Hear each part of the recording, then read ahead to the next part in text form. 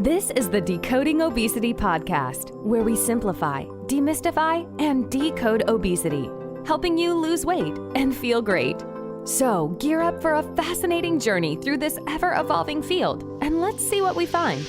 And please remember that the thoughts and opinions on this podcast do not constitute medical advice. Don't forget to visit our website, www.decodingobesity.com, for show notes and more info. And now, here's your host of the Decoding Obesity podcast, Dr. Avishkar Sabharwal.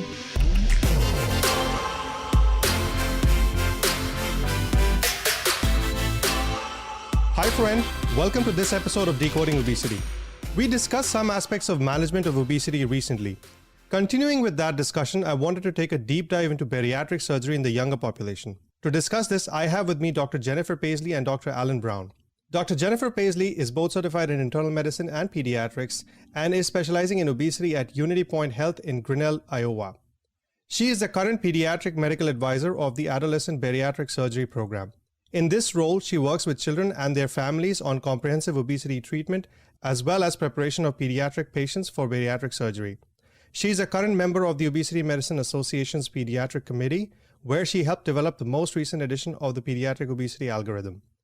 Locally, she is an advocate for programs targeting food insecurity and helping teach families about the use of seasonal foods to promote improvements in health. In her free time, she also runs a small hobby farm with her husband and children. Dr. Allen Browne is a pediatric and adolescent weight management specialist and pediatric surgeon. He has worked in the development of treatment algorithms for pediatric obesity for 12 years as clinical director of the New Hope Pediatric and Adolescent Weight Management Program at UIC Medical Center in Chicago. Following this, he was the attending physician at the Center for Healthy Weight and Nutrition at Nationwide Children's Hospital in Columbus, Ohio. And he's also the founder of the Pediatric Weight Management Program at Carl Clinic in Urbana. Dr. Browne developed and served as principal investigator of the FDA IDE No. 1 to study the adjustable gastric band in adolescents with severe obesity. Dr. Browne is the author and co-author of numerous articles, chapters, and guidelines on the treatment of pediatric obesity. He is a member of the OMA Pediatric Committee, section on obesity of the AAP, the Pediatric Committee of the Obesity Society, and the Pediatric Committee of ASMBS. Dr. Browne is certified as a diplomat of American Board of Obesity Medicine. Currently, his focus is advocacy and policy development for improved treatment for children with obesity. Welcome, both of you. Well, thank you for having us. I'm very happy to be here. So it's so exciting to have, both of you who are kind of working with pediatric population and, specifically with bariatric surgery with respect to, the pediatric population. We hear about, surgical procedures for the adults. And obviously, I'm not trained in pediatrics, so I'm not very well versed with this whole pediatric obesity and, the surgical procedures for pediatric population. Let's just start by talking about, when is metabolic surgery really considered in children? So I can try to field that one. So when I evaluate a patient, I'm looking at a couple of factors. One is their age, and two is their maturity level. So when I'm working with a family, if I have a patient for our program, we have to be 14 and above, and that cutoff can vary a little bit depending on your center. But I'm looking at a fairly mature 14-year-old who has a BMI that on a pediatric growth curve is generally at the 140th of the 99th percentile or above without a comorbidity, or someone who has a 120th of the 99th percentile with a comorbidity like type 2 diabetes, high blood pressure, orthopedic concerns, sleep apnea.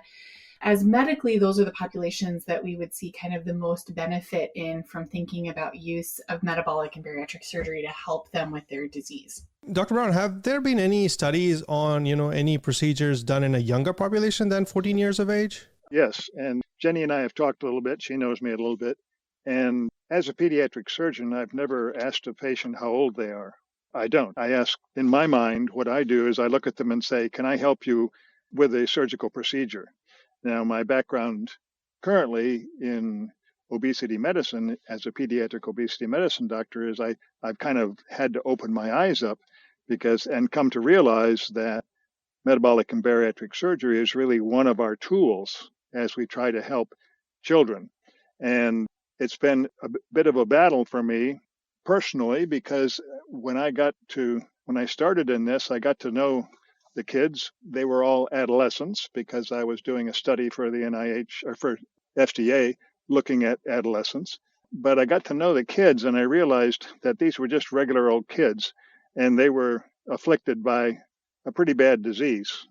And so that the age question, I find that sometimes the smoke comes out my ears. You can edit that out, but that's true.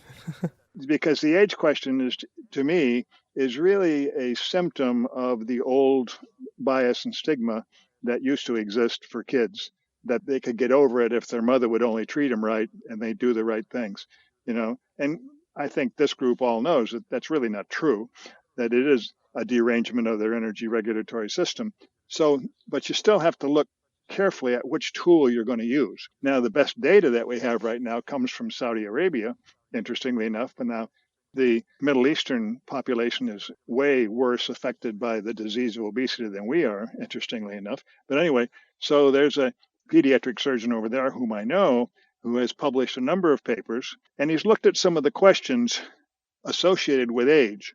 One of the questions associated with age is, what would it do to their growth? And it turns out their growth is more normal. In other words, you can predict the growth of a child by looking at their mom and dad. And we've known for a long time that actually what happens with obesity is that you close your epiphyseal plates early and you go through your growth spurt early, and thus you really don't reach the linear height that you would normally reach if you didn't have the disease. Well, he's shown that when he does his surgery and he does his surgeries, the reports have been down to age 4 or 5. Oh, wow. And that the growth curve is much more normal. The second thing that people have worried about is what happens to sexual maturation as the adolescents go through that period of their life. And those of us who've taken care of that age group know that the disease of obesity really messes that whole process up tremendously. Microphalluses and terrible disturbances of menstrual cycles, either too much or too little. And he's demonstrated with his population anyway, that he's operated on, that process is normalized. Now, in the big picture, that makes sense to me because we're taking children who are ill with the disease of obesity and we're making them healthier. So it makes sense to me that their growth would be more normal and that their sexual maturation would be more normal. But when this was started, almost 20 years ago now, when the first recommendations came out, there were many concerns, and those concerns associated the treatment of the disease of obesity with starvation. I see. Okay. And as we know now, actually successful treatment of the disease of obesity is not starvation. And if you look at the body's response to starvation in terms of stress, in terms of hunger, in terms of cravings, in terms of GLP-1, when you do metabolic and bariatric surgery in a population and you compare somebody who's starving with somebody who's successfully losing weight with metabolic and bariatric surgery, all those responses are reversed. And so we even have physiological evidence that successful management of obesity with metabolic and bariatric surgery is actually not starvation. Interesting. When you see this getting approved for younger population, then, I mean, if it's showing success even for children as young as 4 years of age, especially, in the Middle East. So I would say that depended on your region too. So right. Where I'm at in Iowa, we're the only center until the past year when our main pediatric hospital came online. We were the only place in the state for probably the last 20 years that was even willing to consider someone under 18.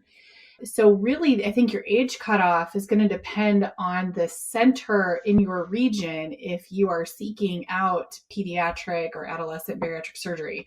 I believe when I've done, looking for guidelines for our program, I know Stanford, I think, went down as young as 12 at one point in time.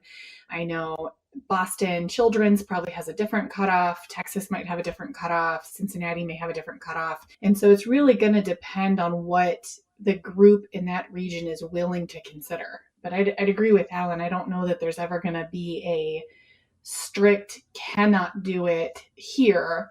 I think that's just going to be as more and more pediatric surgeons and pediatricians get comfortable with more advanced tools to treat obesity, we're going to see younger and younger options pop up. And Jenny's exactly right. If you look at the ASMBS, the American Society for Metabolic and Bariatric Surgery guidelines, they go down to about an age of 10, with anything lower being, you can consider it under the age of 10, but from 10 on up. And that was a big battle. We struggled with that one a lot. But we used the WHO definition of adolescence, which starts at 10, remarkably enough. And so we used that. But more remarkably, subsequent to the ASMBS recommendations for metabolic and bariatric surgery on children, is the AAP recommendations. Sarah Armstrong and her colleagues there, when they put out because we now have AAP recommendations for metabolic and bariatric surgery, they've dodged the whole question, which is the way to do it. Just as Jenny says, you really have to individualize it to the patient and the situation. There are kids with genetically identified MC4R, leptin receptor deficiency, leptin deficiency. Some of that can be treated, but some of it can't.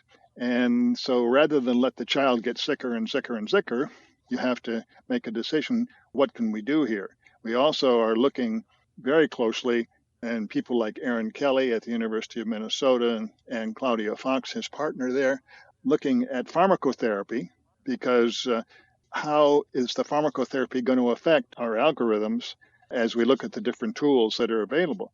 The semaglutide, obviously, in adults, versus where the data is amazing. And there are other drugs in preparation or in study, now not studied in kids, because the kids always get studied last, which is another, which is a whole other topic, right? But anyway, these drugs are turning out to be very successful for adults with obesity. Right. How's that going to work with kids? Another thing about the kids is there is a spontaneous resolution rate in children, not in adults, but there is in kids. In other words, if you take a 6-year-old or 7-year-old and they aren't one of the genetically identified ones, a certain percentage of those are going to change sometime in the next 10 years or so, and their body composition will become much more healthy. Most of them won't, but some do. So you say, now there's an issue, because if our therapy is permanent, or the changes that we've rendered on the body are permanent, and this was one who was going to spontaneously resolve, we missed, and so that there is a certain attraction to things that perhaps can be adjusted, perhaps can be reversed, and things like that. In the pediatric age group, as the child declares themselves, are they one that are going to spontaneously remit or not? Right, because surgery is going to be permanent, right? Surgery is, once it's done, it's a done deal, and reversing it is a huge task in itself. It can be done, but it's another surgical procedure. It's basically more dangerous than the first time around. As a surgeon, I know that. Do it right the first time, because you don't want to go back. It's harder the second time around. Right. So let's say somebody, there's a kid who's kind of declared himself or herself, and now the kid needs surgery. The bariatric center, the physicians and the people who are working in that center have kind of figured out that this is the best thing for this kid. What is the preparation that really goes into all of this? So when I have a child who's been identified, in our program, oftentimes they will come to me. Sometimes it's from an outside general pediatrician, sometimes it's from the specialist, sometimes it's from actually our surgeons, and I'm going to work with them pretty closely over about 6 months to 2 years, depending on their age. And oftentimes what I'm doing ahead of time is it's meeting with my dietitian, there's a behavioralist, sometimes I'm able to wrap in and bring in a physical therapist, and we kind of really solidify the entire foundation of the pyramid. So I'm making sure that from a medical standpoint, if they have diabetes or if they've got sleep apnea or high blood pressure, that they're all as well controlled as we can get them. And then from a lifestyle standpoint, it's really that long-term education. And I'm really focusing at that point in time on making sure they understand the long-term healthy eating approach. And so it's understanding regular small meals, healthy active lifestyles, and that's what we focus on. So I will tell families, your kid may not lose any weight during this period of time, and that's not our goal. Our goal is to ensure you know what to expect so that you can do this for the rest of your time with your child and that your child can do this then after. For some, I may try some medications before surgery to maybe pull 5 to 10% off if I can, or really what I'm trying to do is stabilize their growth curve. And so for our program, that time I'm working with them could really vary depending on their age. I've had some people who I worked with for years before I sent them over to my surgeon. And I have others like one today, it was 7 months, and I knew at month 4 that this was what we needed to do. And so it was finishing out the months required by their health insurance. So that's the other piece that'll dictate it, is oftentimes their insurance policy here in the United States will dictate, 1, if it's covered in that age group, and 2, what the timeline is required in terms of those well-documented medical management visits before they can go over to the surgery arm. Jenny's done a great job of describing how surgery is merely a part of pediatric weight management. And that's so important for people to understand. Pediatric weight management goes on before the surgery and after the surgery. Surgery doesn't exist by itself. It's not a silver bullet. It's an important tool, but the family and everybody needs to understand that question. And that's what she describes so nicely, is that there are the bottom of the pyramid she's talking about is healthy living and trying to work on some of the stress factors, the sleep factors, the social factors, the upstream factors that are affecting the energy regulatory system. Once that's maximized, then you have to decide, where am I? Where are we with the complications that this child has? Where is the family with this whole thing? And that's when you say, maybe we will add surgery. Now, we're not at a point yet where we can do that too well, as Jenny well knows, because we haven't got a real agreement or real coordination yet between the surgical programs and the pediatric weight management programs. But it's going to happen. And I've lived through some of this as a pediatric surgeon in areas like pediatric oncology and cystic fibrosis and things like that. It's going to happen, that everybody's going to get together and say, wait a minute, let's all get together on this one. We need a ringleader. We've got to have all the tools at play, but the different tools have to realize they're different tools. And they're very important. And the family has to also understand, where everybody is in that system. And I think we're lucky in pediatrics in a sense, because we've done a lot of that sort of teamwork over the years for different medical problems. Right. And that's very important. It's a teamwork. And I think you said it very rightly, that it's a part of the entire weight management program for that person. It's not end all be all. And the weight management, like Jennifer mentioned, it starts 6 months to 2 years before actually getting to surgery, which is important to understand as well. This raised a question in my mind about this whole preparation for surgery. During this preparation period, have you ever encountered, say, a child who you think, even though he or she qualifies because of the BMI, but maybe because of other extraneous factors does not qualify for the surgery, barring insurance, of course? Oh, all the time. I would say when I'm working with, and it's not even just for kids, I have the pleasure of also working with adults. I do both. And the big things that will bring people to me is oftentimes from a mental health standpoint. So if we have an uncontrolled eating disorder, the most common that I'll see both in pediatrics and some of my adults is oftentimes a lot of untreated emotional eating, poor management of prior traumatic experiences, or binge eating. Those really have to be well controlled and actively in treatment before we would consider clearing them, because it not only can cause what we think about weight recidivism afterwards, but in that acutely healing process, if you have a big flare of a binge eating disorder in that initial recovery part after surgery, you can actually end up having quite a few complications. And so it's really identifying those people, making sure they have great treatment and great support to succeed, and then letting them know it's not that you can't ever have surgery, but it just might not be your right now. I think Jenny once again brings up the teamwork that has to be involved there, because there are medications that are approved for binge eating disorders that, if used in the right patient, my colleague Valerie O'Hara here in the state of Maine and a couple of others are working on reporting this, how to find them, but they've had some spectacular results with the drug, and the patients don't fit all the diagnostic criteria for binge eating disorder. And the drug is not a well-known drug for anti-obesity. They've had some excellent results with it. Now it's still a chronic disease. In other words, another question that comes up from time to time, and perhaps you are going to ask us, but when do you stop your pediatric weight management. Well, you shift over to adult weight management. That's when you stop your pediatric weight management.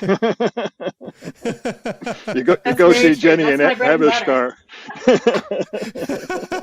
That's my bread and butter. So I do. I actually have the pleasure of working with a 4th-generation bariatric surgery family. So my surgeon that recruited me where I'm at was one of the very first, actually trained under Ed Mason when he was a resident.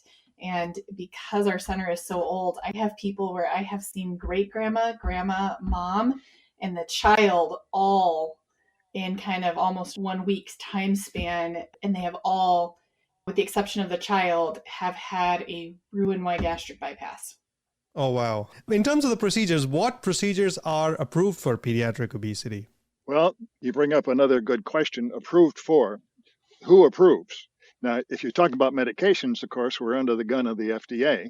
But there's another discussion there because in pediatrics, most of our pharmacotherapy in pediatrics in general is off-label. I'm not talking about obesity. I'm talking about just pediatrics. Tylenol's never been approved or studied under the age of 2. So we're used to being off-label. In fact, the AAP has a paper in 2014 about how do you handle that question of off-label. But anyway, so nobody approves surgeries per se. I think that we're very cognizant of children. And as one of my professors said, if we do it right, the child gets to live a whole life. So this is what's led to the growth of the laparoscopic sleeve gastrectomy, because it's the least disruptive to the anatomy in the abdomen, but seems to have pretty darn good results. There are certain patients that are candidates for Roux-en-Y gastric bypass for a few reasons. I don't think that the duodenal switch and that category of metabolic and bariatric surgery has much of a following for kids. Those are big guns, and there are places in the adult world where, when properly managed, especially postoperatively, they seem to do pretty well. I think that for good reason that something as straightforward as a laparoscopic sleeve gastrectomy is by far the most popular in the childhood age group. I see.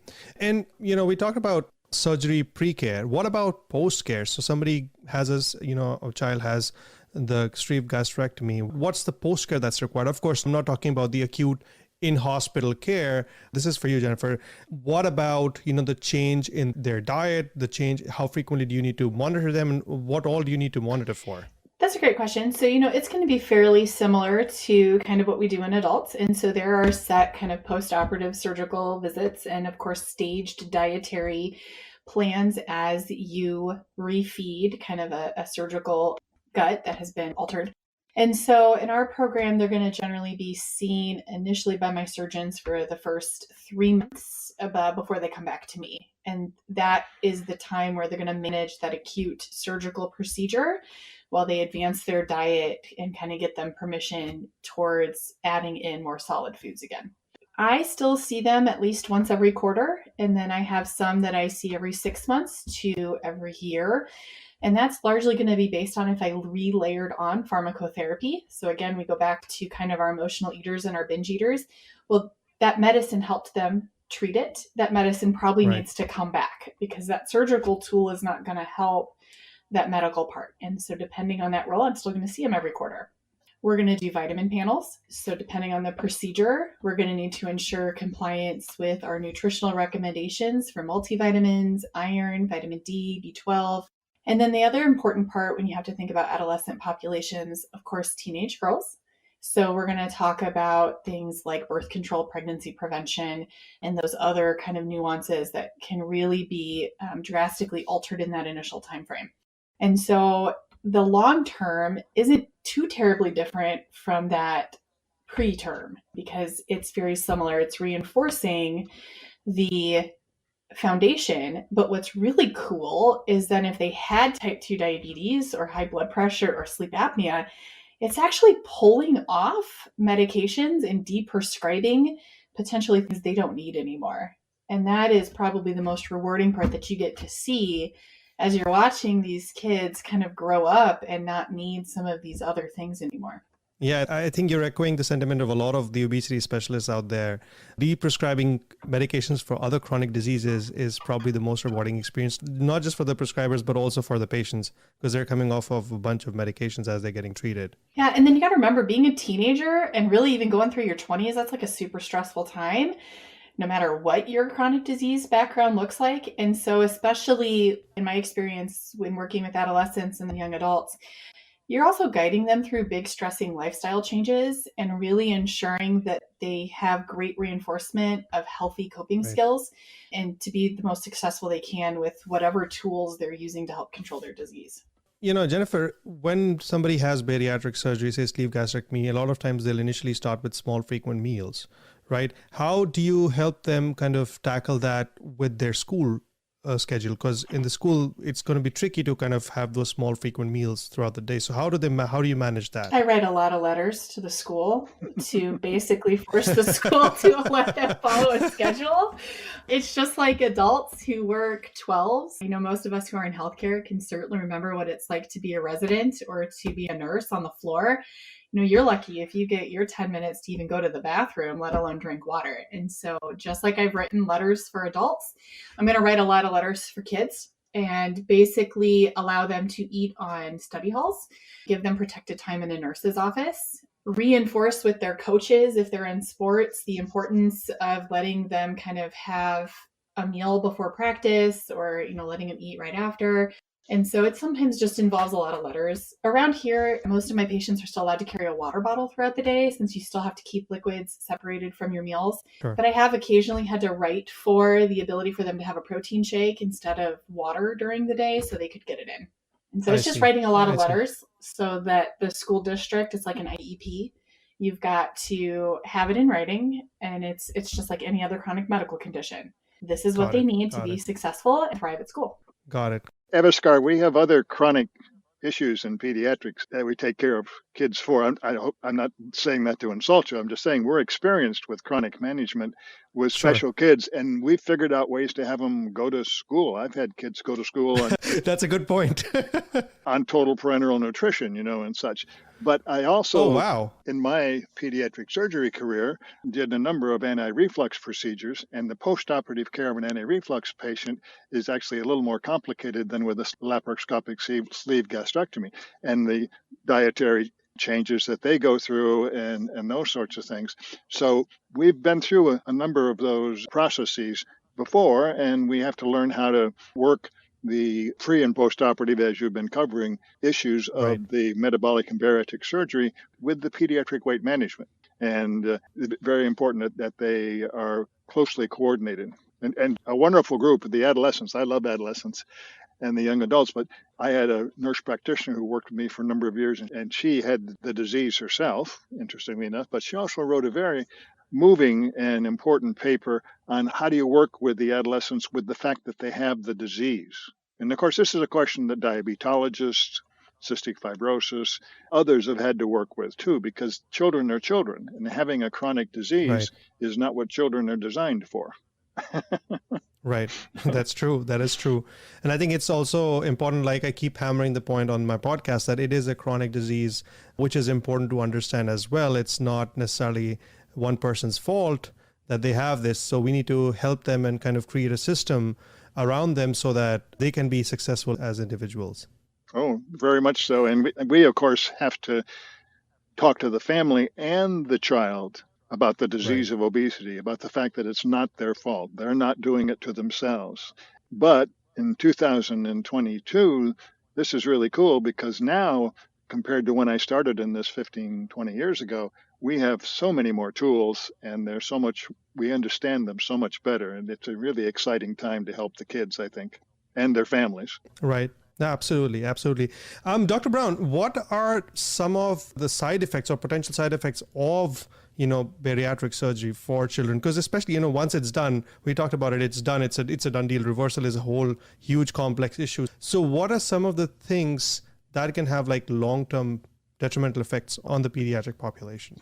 Well, the operations that are commonly done, the laparoscopic sleeve gastrectomy and the rear-wide gastric bypass, are very well tolerated in general over the long term. and the issues having to do with growth and development, issues having to do with sexual maturation. I think that we've managed to dispel most of that.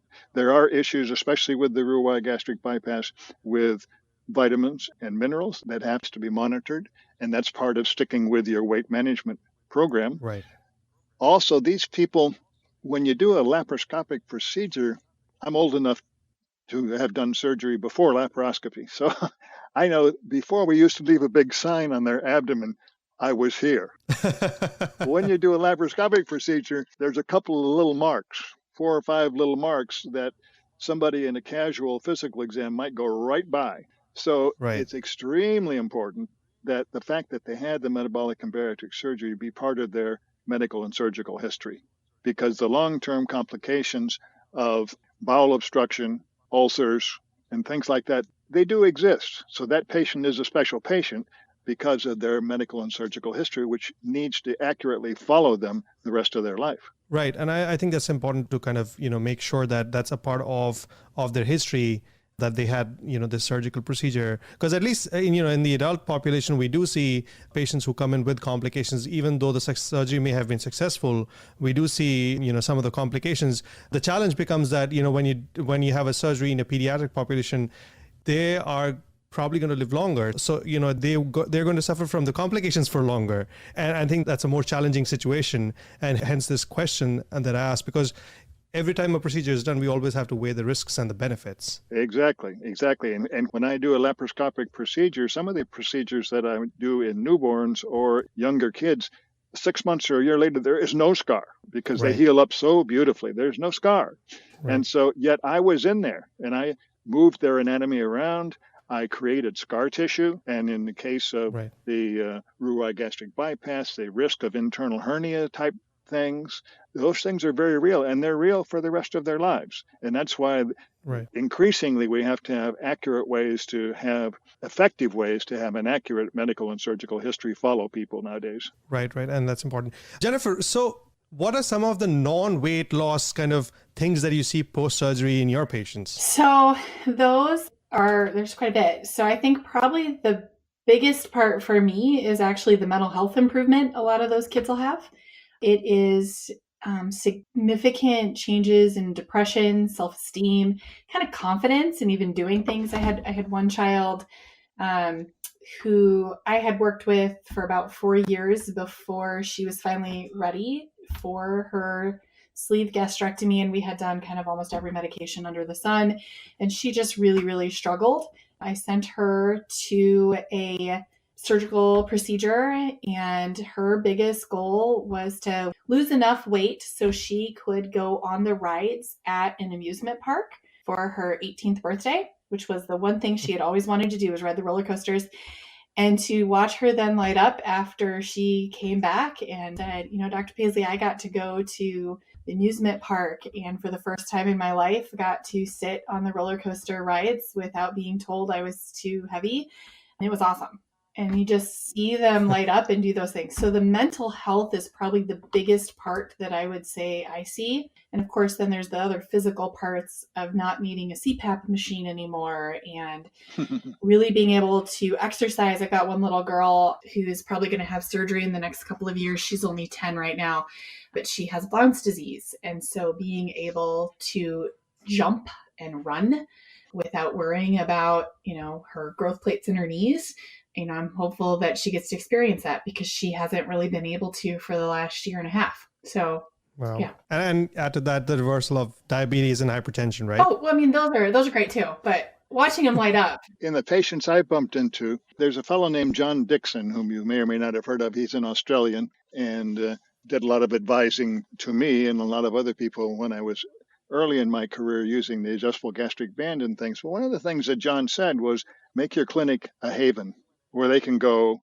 whether they gain weight, don't lose weight, or lose weight. And I began to notice in my clinic after 6 months or a year that the kids over the first 3 to 6 months change. Now, they haven't changed their weight because you're only starting to get into them on there, but they change. The girls come in with makeup on, their hair done, their eyes sparkling. The boys come in with the hoodie back, and they don't go over in the corner with the hoodie down. And as a matter of fact, the new ones who come over with the hoodie down, the old guys descend on them and they go get them. I happen to be lucky to have a special common waiting room for my patients, which was a very wonderful thing. And we used a system where they would run a gauntlet of providers. So they were there all morning or all afternoon, depending on what they were. So they had to figure out something to do. But you see a tremendous mental health advantage to the clinic. For the first time in their existence, they were respected. They were loved. We were happy to see them. And that really can change lives and changes lives immensely. After the weight loss, the girls, I'm sure Jenny's had this too, but the girls never told us their weight. They would tell us. No, they don't like to even look on the scale. Like they close their eyes. They just don't want to see it. They would tell us their dress size. And one girl went to college. In fact, she went to college in Iowa. And she wrote us one day, she says, I looked in the mirror and I have a waist. You know? Wow. I mean, these are the things you see that just, they're irreplaceable as rewards when you're trying to improve the quality of the kids' lives. And Jenny's mentioned some of the physical activity questions, being able to buy your cheerleading uniform with the other girls. I mean, feeling confident to even go out. Those are successes. Yeah, I think that's very important because the mental part of it, obesity plays such a big is such a big burden on the mentality or on the psyche of the person, that kind of helping them with this really helps overall being happier. Mm-hmm. I think this has been a very fun discussion. Are there any other things that you would like to discuss before we close?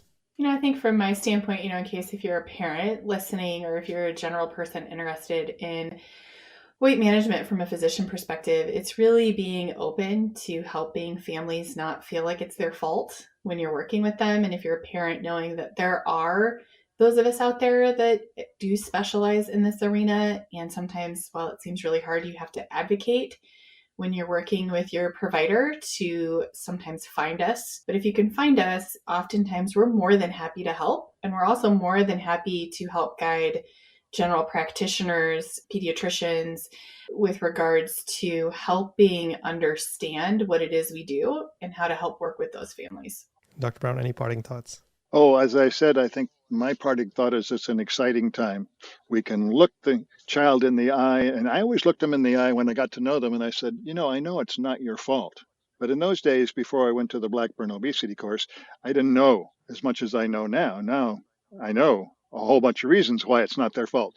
But you have to be able to say, it's not your fault, number one. And you have to be able to say, we can help you. All you got to do is come back. All I want you to do is come back. If I can get you back through that door, we can help you. And that's so much more true now in 2022. We have the ABOM certification for people to achieve, to be able to show people that they have an expertise with the disease of obesity.